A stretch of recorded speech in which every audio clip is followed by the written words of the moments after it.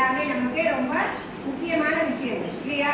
இப்போ உணவு, உடை, உறைவிடம் எல்லாம் நம்முடைய அடிப்படை தேவைகள். இதுல நீர் அப்படிங்கிற ஒரு பாடப்பகுதியில நாம விரிவான கருத்துக்களை கொஞ்சம் பார்க்கலாம்.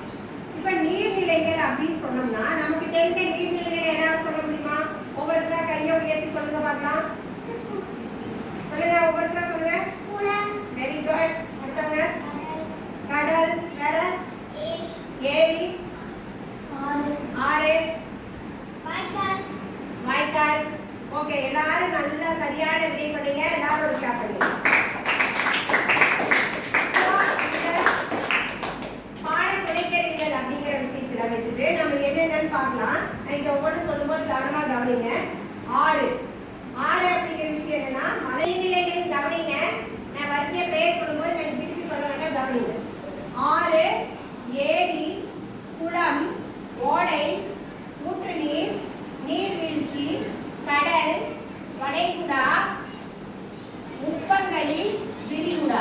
இது வெவ்வேறு நீர்நிலைகள். இதே பாடத்தை நம்முடைய மணற்கேணி செயலி மூலமா இன்னும் விரிவா நாம பார்க்கலாம். பார்க்கலாமா?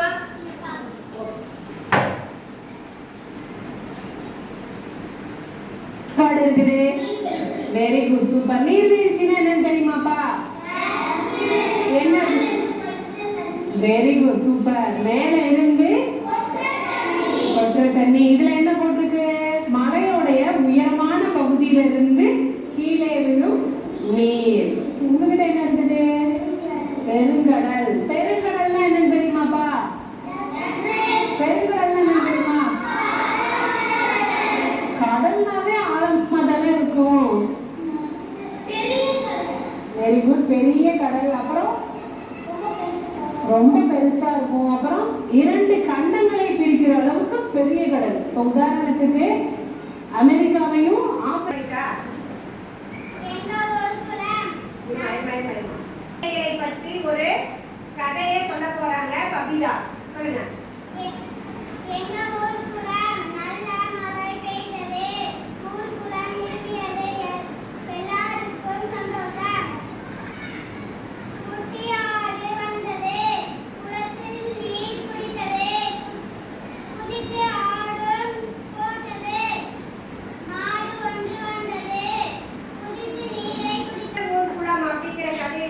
என்னென்ன பயனெல்லாம் நம்ம தெரிஞ்சுக்கிட்டோம்னு சொல்ல முடியுமா உங்களால?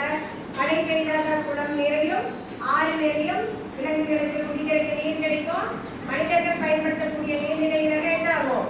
நீர் நிரம்பி வழியும். இவ்வளவு பயன்களை உடையது மழை நீர். அதனால மழை நாம பெறணும்னா நிறைய மரங்களை நட்டு வளர்க்க வேண்டும். நீரை சேகரிப்பதற்கான வழிமுறைகள் உங்களுக்கு தெரியும் நினைக்கிறேன். நம்முடைய தமிழகத்தில் மற்ற எந்த மாநிலத்திலும் இல்லாததை விட பெரிய அளவுல நாம் என்ன திட்டத்தை பின்பற்றி வருகிறோம்? மழைநீர் சேகரிப்பு.